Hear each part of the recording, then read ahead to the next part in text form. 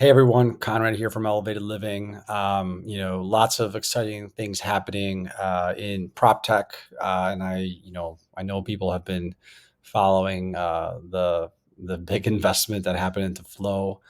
I watched the video a couple days ago, and I wanted to kind of chime in with my thoughts. So there's definitely some things I agree with, some things I disagree with, but overall, this is meant to be just more, getting you my feedback. And I think there's some good things here. I think it's great for the prop tech industry to get a lot of eyeballs with Adam Neumann coming into the picture with Flow, and I think this is a good thing. Is everything going to pan out? I don't know, but let's kind of listen to what he has to say, and I'll make some comments as we go. Yeah, but the point is that it's such a natural thing for people living together to connect. And yet we live in a world where even when people are in the same building, they don't talk to each other in the elevator. Right. When I came to the United States and used to say hello to everyone in the elevator, people thought I was weird. Yeah. And I thought it was weird that you wouldn't say hello. Wouldn't you want to know who's living there? And we have a lot of little things, and we haven't talked about really Flow yet. There's a lot of different ideas that we have, but the simple one is when people tour a building, always the leasing agent tells you about all the amenities. I would like the leasing agent, who's not even going to be called a leasing agent, to introduce you to a few residents who actually like living there. Let them tell you why this is a great building and if it's a fit for you or not a fit for you. And that tiny little thing I just said is so small. And the fact that it doesn't exist actually... So, this is where, I would disagree. People do already do this. I have clients that do this. They, in fact, they go beyond this. They invite prospects to attend a resident event, which helps with, closing the prospect. They let the prospects, use an amenity or rent an amenity at the building. Maybe a day at the pool, a day at, the golf lounge or the golf simulator. So it's happening. This does exist. And a lot of people ask me, Adam, how come this didn't exist before? It does exist, Adam. It doesn't exist, in my opinion, because buildings are full anyway. There's a short of supply, so you spoke a little bit about zoning. And the numbers varies, but between 3 to 5 million apartments and single-family homes missing right now in the US, and that number grows by hundreds of thousands of units a year. And so there's a shortage of supply, there's an over-demand, and no one really needed to do it. And because the landlords didn't need to do it, it didn't happen. And when you think of prop tech companies and technology, I was talking to Steve Case before for a second about prop tech and a little bit about all the different innovations. When you think, well, why haven't people solved this problem before? Most prop tech companies come in and solve a point solution. They have this. So here I agree with, what he says. Most prop tech companies are single point solution solvers. 100% I agree with. Let's see what else. It's one solution, but then they need to take that solution, convince the landlords who are not even interested in buying anything because they're making money anyway, go to these old ERP systems, connect to the back of these systems, then get the users. It's very difficult, which is why the way we want to tackle it is actually vertical. I almost think it's the only way. So what he says here, actually, I 100% agree with. I think, and the way they're going about it is the right way to go about it. I know plenty of companies that are in prop tech that got into the market, raised a lot of money, and they had just trouble with engagement and, rollout and buy-in from the property manager level. And, because of that, they failed, and, some of the companies that I see, where the trends are moving towards are top-down level initiatives. And, if you're a developer, ownership group, property management company listening to this, my feedback would be, he's right. And, there's a big disconnect happening between people up top and people that are running the properties at the property level. And, the reason why, I think what they're going to do is going to work is because it's going to be top down. Now, does that mean that they're disrupting, the industry? No, I don't agree with any sort of disruption. And we'll keep listening, but ultimately, the stuff talked about so far, like it already exists. It's more about you know, integrating your tech stack. So if you have different, you know, vendors that you use, you know, you don't want to have 5 apps that overlap each other. That, you know, one app does amenity reservations, an app does the same thing, another app does work orders, another app does the same thing. So you'll have one building that has 6 different apps that all overlap each other, and it's confusing for residents. It's also not great for the on-site teams. So you want to really ideally, you know, find my recommendation is, you know, find one vendor that can build out what you want or add a feature. You know, just like, you know, I'm lucky. I have some great clients that I work with where they'll call me up and say, Conrad, you know, we're thinking about using this and this platform or vendor.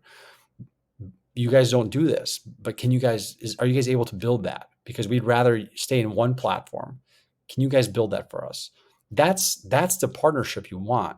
You don't want to have to keep signing up for point solutions, which is going to just create, you know, chaos, prop tech chaos in your buildings. And so I believe that they're approaching it from the right direction by doing like a top down approach. So let's keep listening here. Excellent. The we're going to come back. So actually, let's talk about that. Adam, you've kept a lot about flow close to the vest. Give us a little bit about the vision. You've given us a little hint throughout your answers here. But what are you really hoping to build with flow? I actually thought, because we were talking so much, that I was going to keep it under my vest one more day. Oh yeah, well, I thought I was going to get away with it. Well, first of all, I'll say a reason about keeping it under our vest. It's not that we've actually been keeping it under our vest. It's that one of the many lessons that we learned from the past is talk is cheap. We just want to build. We just want to, it's a heavy lift, and we just want to get to work. So we had no reason to say anything. I met a nice person here earlier today who I think said something about me when he was talking before, and I said, you know, that's not true what you said. And he goes, but that's what the media said. And I was like, well, I never spoke. That's right. The media has never mischaracterized him either, so it's amazing. He then told me, he said, you know, I'm not sure I buy into flow. I said, well, I never spoke about that either. In a very simple way, we want to create an elevated experience for the resident, and we want to find a way to share with the resident a portion of the value that they create. So that's the vision for flow. So, you know, essentially, the main thing that could be disruptive here is the share of ownership with the resident, but that's an uphill battle, in my opinion. Now, they want to elevate the experience. I love, by the way, Adam, I love the word choice. I like the word choice a lot, actually, because we also want to elevate an elevated living. So, you know, he talked about community building, you know, doing activities and having neighbors knowing each other. Like, you know, those are things that any landlord can do now to really elevate the experience. As for the ownership, the shares and all that, that's complicated. And I don't even know if they're going to find a legal way to do it. You know, there's states that have different laws, and, you know, I almost feel like they're going to do some sort of a cryptocurrency, which, you know, with what happened with FTX, you know, we'll see how that goes, but let's keep listening. I'll give that a moment. We want to elevate their experience. We talked about the buildings. We talked about everything that's happening. I don't think it's an easy job. I think it's very hard, but I do think the bar is low. You just make a little more connections. You just make it a little bit more real. You pay attention to the people running it. You maintain it the right way. You leverage technology to actually make things work. Instead of using 9 apps, you use one. You do. I like what he said here. Instead of 9 apps, use one. So he hasn't been in multifamily for long. It's probably been a year or two. And the buildings that he's bought, he's already walked the buildings, probably analyzed what's implemented. And he's came to his own conclusion that there are 9 apps probably at a building that are implemented. And, you know, I mentioned this before, but, you know, what ownership groups, property management companies should be doing is they should be really looking at what they have implemented and, you know, do features overlap? You know, is the vendor willing to build more features? How fast can they build those features? You know, or those requests that you ask for, you know, because that's really what you want. You want a technology partner that can adapt, you know, with the changing economic, you know, times and technology. So, you know, you know, with that, I do agree with, and I think that it's important that you have the right tools from a top down standpoint, and you talk with the on-site team as well. Simple things and you elevate the experience. But then the more complicated part is you find a way to share a portion of the value with the resident itself. So he's saying that the more complicated part is finding a way to share the value with the resident. So I don't know if I agree that it's complicated to find a mechanism for it, but once you find the mechanism, it's a technology play. So somebody's going to find the mechanism. It might not be Flow. It might be another company that it's just like an add-on that you could add to Yardi or Entrata or whatever that can do this. But it might not be Flow. The point I'm trying to make is that, technology is really easy to implement because technology is fail safe in a sense. Once you get a feature going, it automates things for you. When he talks about like building community and adding more convenience and, getting neighbors to meet their neighbors, that's the hard part, in my opinion. Like that's where properties struggle the most. In fact, I'll tell you this, Flow reached out to us in one of their Florida properties because they needed help with the activities and the engagement, and ultimately didn't work out, but that's the hardest part. That's because you need staffing, you need people to drive that engagement in the building, especially if you want to get people to know the neighbors. So I think the mechanism, finding that's going to be tough. Once you find it, it's going to get easy, but I think having like a human touch, human connection at the building, that's going to be the hardest thing to start and to maintain because it involves staffing and people. And that's the vision. And because we said that it's a majority of the young adults, and because Mark said that that's how people, so a few numbers behind that, for 80 years, owning a home used to be the way that was the majority of us creating equity.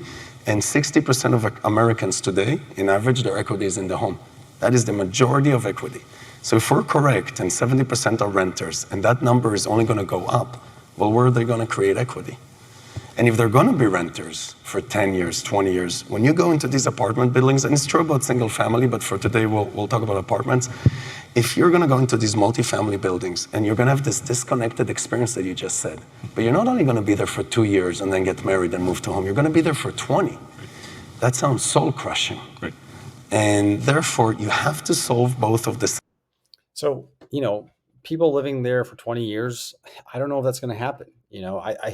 I know when I lived in my buildings, 10 years ago, there'd be new buildings getting built, and I would just move to the new building down the block with the brand new amenities and the brand new golf simulator, and with the full size basketball court. So, I think people look at that stuff more than he might think, and again, I think it's more than just activities in the building and knowing your neighbors. I think that's part of it, but it's not all of it.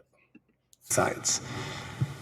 Can I ask myself the next question? Sure. Adam, how are you going to solve both of the sides? That sounds really good, but what are you actually going to do? Great question.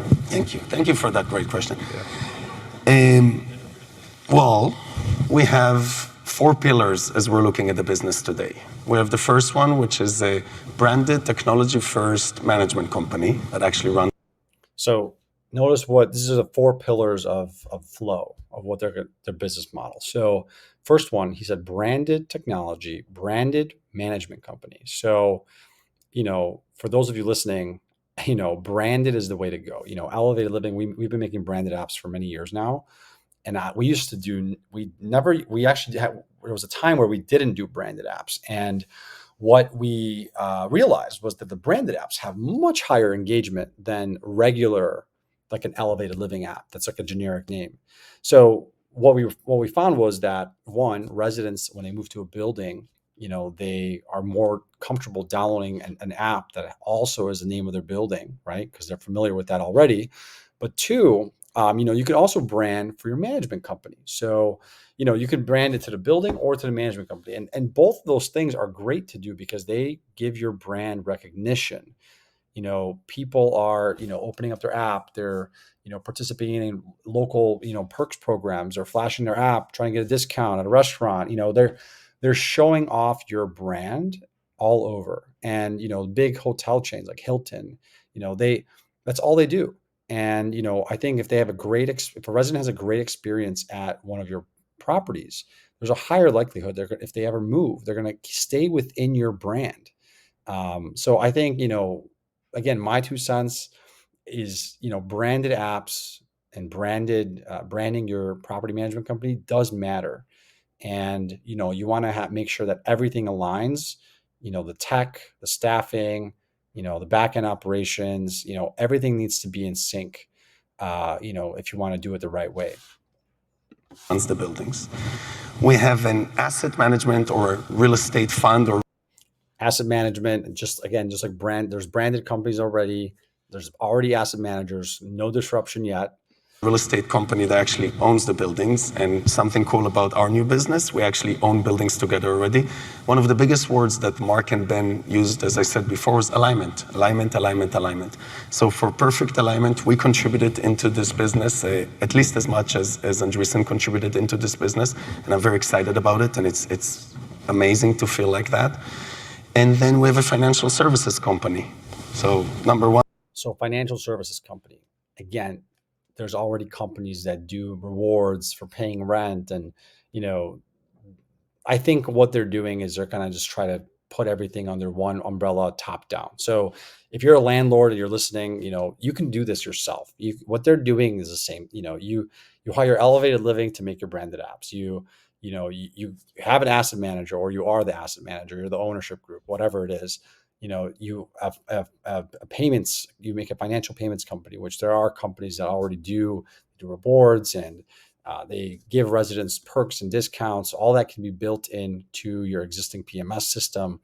But the fourth one, I think, is the one where one, management company, branded technology first. Number two, real estate asset management, a company that can buy real estate and asset manage real estate. Number three, financial services. And the fourth pillar is this mechanism that's going to take some of the value and share it with the value creators. And what we get so excited about the vision of.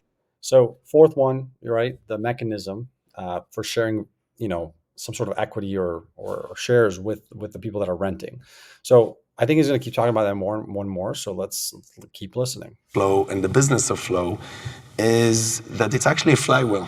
If we can actually create a better experience in the building, then the building performs better and makes a higher NOI. If the building makes a higher NOI, then we'll be able to raise more money and buy more buildings. If we buy more buildings, then we'll be able to run more buildings and have more users in those buildings. And those users are going to start using our financial services. Now, the reason they're going to use the financial services, the first thing you do in buildings is you charge rent every month. And that's 35% of their total wallet. So that payments company that's charging your rent already has a real relationship with the user. If that financial services company is going to do what we want it to do and create services that are actually meaningful, we think of it as financial wellness, and give services that are actually meaningful, then that again is going to drive more users. And then if we are able to take this value creating mechanism and share with our residents a portion of the value, it's going to make them feel ownership. And it's not just ownership, I feel like I'm part of something. So let's pause for a sec. So, he mentioned the word flywheel. And by the way, I love what he's saying right now because I agree with it. Like I didn't use the same word. I actually took a line from Lion King, but I would call it circle of life, right? Like it's all one big circle. Like whatever you put into your building, you get back. So, for example, I had a business 9 years ago before Elevated Living where we would do services inside buildings. And what I realized was when we did events and we did fun things for residents, our services we had more volume. It got booked more frequently. People would use us more. And when we started doing Elevated Living, I realized the same thing. Now we have more of a property management app. You could do amenity rentals. You could do, maintenance requests. All that stuff lives in one app. And, the more activities, the more things you do to connect neighbors and get them into your, they're already your customer, right? So if you can put everything into one app for your customer and make it easy for them to take advantage of things that you're offering, right? essentially you can cross-sell them other things, right? So that if you're renting out guest suites, club rooms. So, the flywheel analogy is perfect. It's exactly what, I've been saying, by putting everything into one system, you can have a customer for life, really. And I think that's what they're trying to do. They're trying to, even if someone leaves their building, they could still be a customer of their financial services platform, right? Which could maybe do some sort of lending, it could maybe do insurance products, whatever it is, right?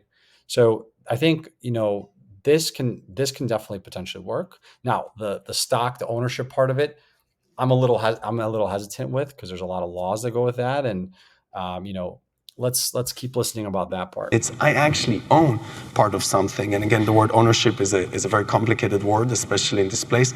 But if there's perceived value, and if that value appreciates over time. So pay attention to what he says here. So ownership is a very complicated word.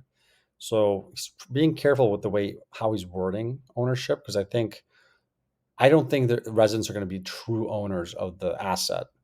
I think what he's saying, perceived value. Perceived value to me means that they think that they have value, of the company or the business, right? So it's a perceived amount that the resident thinks they own. So to me, it sounds like they're going to some sort of token. So like, hey, if you live in the building, every month you live there, you get one token, and the token's equal to this much money.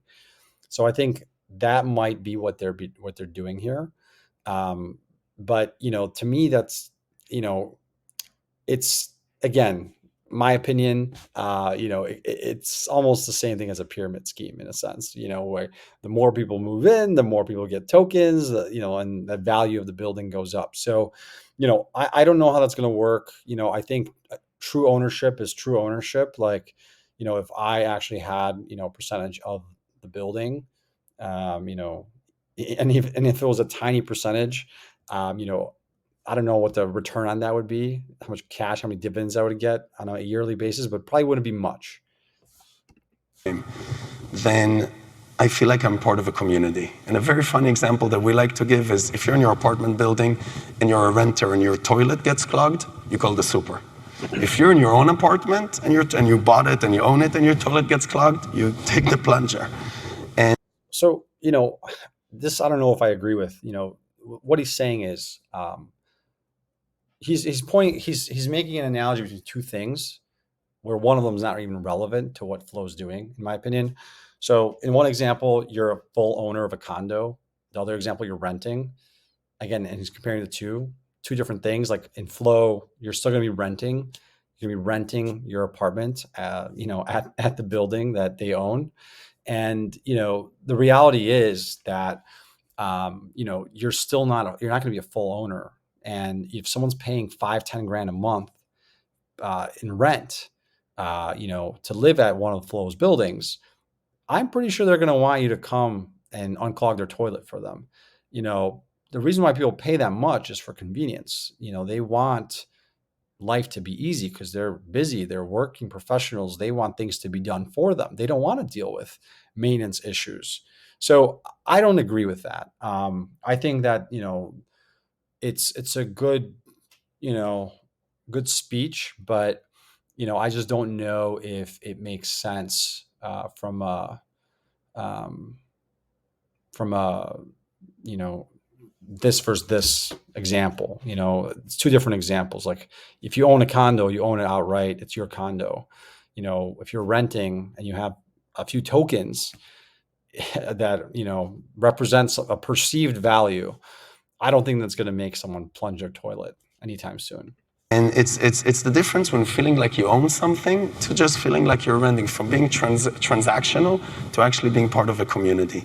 And our vision is to bring it all together. And just one more example of just to put it into numbers, average churn in property management, so average churn in multifamily in this country is 50%. It means the user stays in average for 2 years. If the user now enjoys their experience more and feels like they have a portion of the value and chooses to stay a little longer, and that average churn goes down from 50% to 40% without getting too deep into the numbers, the NOI of the building will go up by approximately 5%, which increases the returns of the building for those LPs, for the investors, by 500 basis points, which. So what he's saying here, it's nothing new actually. Like I have customers that I work with now that they're ownership groups and they buy properties all the time. And one specific ownership group, they buy properties that have that are nice properties, good areas, but maybe they don't do any resident engagement, no activities for residents. So they take over these properties. There's nothing happening. The residents don't know each other. Nobody knows their neighbors. They take over, they implement fitness program, events. They have an app through us where we have interest groups and people can connect with people that have similar interest groups. If you want to play pickleball with somebody, you can go in the app and find a pickleball partner. So, you know, and they're seeing the results. Like whatever he's saying makes sense. I agree, but this already exists. This is nothing new. There's people already doing this. And I agree. It's again, whatever you put into the building, you'll get back probably 20-30% more. In his case, he's saying 500 basis points. And I'd be curious to where he gets his numbers from. Because these are pretty tricky to calculate. But yeah, I have seen clients where they have definitely noticed a value from doing resident engagement activities where they do meet their neighbors and they, are able to connect more. And real estate is an unheard of number. And by tackling this challenge vertically is what Flow is planning to do. And as I said, we're just getting started. Excellent. So, summary, I think, overall, there's definitely some points I agree with. I think there's nothing really disruptive in what they're doing besides possibly the ownership mechanism, which again, it would be, very tricky to do. And, I personally think, it's not going to be true ownership. It's going to be some sort of a token that appreciates in value over time. Which might even be the company's, some sort of link to the company's stock, flow stock potentially. I don't know, but essentially, there's nothing really disruptive with the other stuff, the branded app, the payments platform, the asset management ownership entity. So, I think one thing to gather from this video is that there is a value to engaging your residents. And there's another big value to do things top down. I've been lucky enough that I have some great customers where we do things top down. And if they, they'll call me up and say, Conrad, I have this problem. Can you guys do this?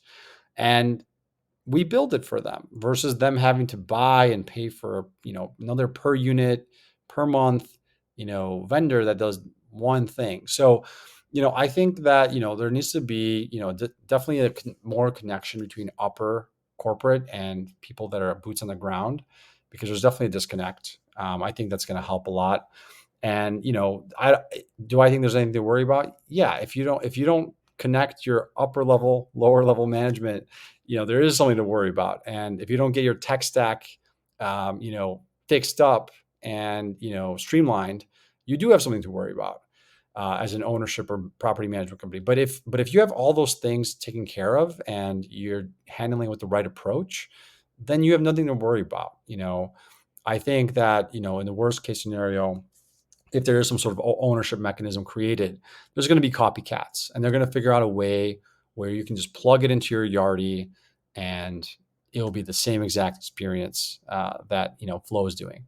So hopefully you guys enjoyed my feedback sesh, and yeah, and go watch the video if you haven't seen it.